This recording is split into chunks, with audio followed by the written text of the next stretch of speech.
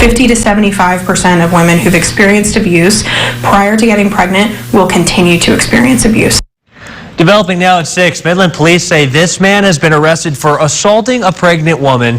Good evening, I'm Carson Bush-Jost. And I'm Madeline Bierster. ABC Big 2's Rachel Hallam has a look at how often this kind of arrest is made. 21-year-old Jalen Harris is under arrest. Midland Police say he punched his girlfriend, who's 5 months pregnant. Now he's facing assault charges. Domestic violence is a huge problem. I spoke to the Crisis Center of West Texas about the warning signs for those in abusive relationships.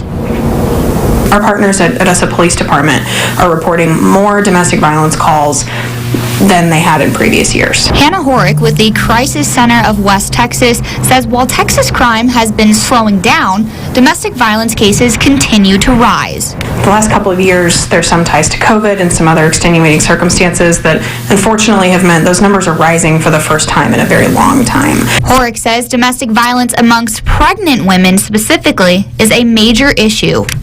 One thing that we want folks to consider is that folks who are teenagers or who have unplanned pregnancies are at the highest risk of domestic violence, and that domestic violence has a potentially really serious impact on the health of both mom and baby. Horick says there's not always going to be obvious signs of domestic abuse, but there are things you can look out for that could be the difference in saving someone. We think to look for things like bruises or to look out for what we think of as like telltale signs of a black eye or things like that, but you may not necessarily see a partner lash out or see them leave a physical mark on a partner.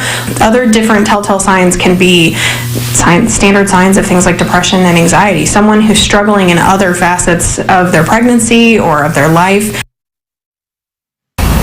If you feel unsafe, the Crisis Center of West Texas wants you to get help right away.